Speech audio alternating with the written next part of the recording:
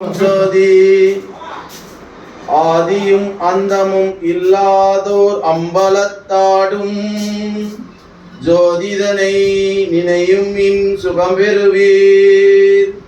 நீதி கொண்டு எடுத்துரைத்தே மேலேறும் விதி மற்ற விதிகள் கீழ் செல்லும் விதி. அருட்பெரும் ஜோதி அருட்பெரும் ஜோதி தனி பெரும் கருணை அருட்பெரும் ஜோதி.